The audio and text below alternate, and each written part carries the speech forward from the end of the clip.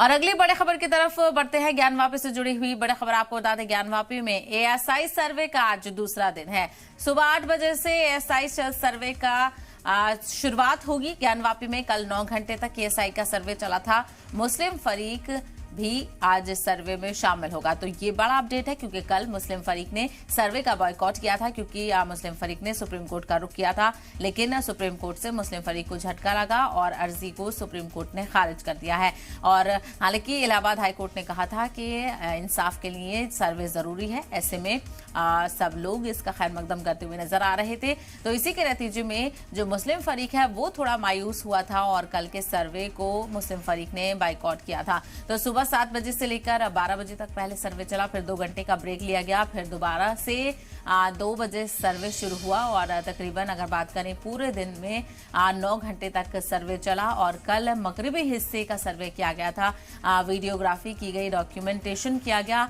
आपको बताते चलें कि 40 लोगों की एएसआई की टीम थी, जिनको 5 टीमों में तश्कील दिया गया था और एएसआई के डीजीपी आलोक त्रिपाठी इस पूरे सर्वे को लीड कर रहे थे। तो आज सर्वे का दूसरा दिन है। सुबह 8 बजे से ही गहमा-गहमी शुरू हो जाएगी। अब से तकरीबन 1 घंटे के बाद एएसआई की टीम फिर से ज्ञानवापी के अहाते में पहुंचेगी और सर्वे शुरू होगा।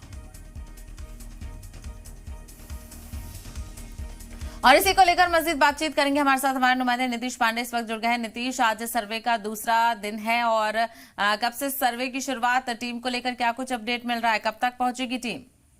देखिए, टीम तो 8 बजे पहुंच जाएगी विश्वनाथ धाम अगर बात करें ज्ञानवापी परिसर में, और इसके साथ ही 9 बजे से मूल अगर कहें तो मुख्य जो सर्वे पूरी तरह से शुरू होगा वो 9 बजे से शुरू होगा।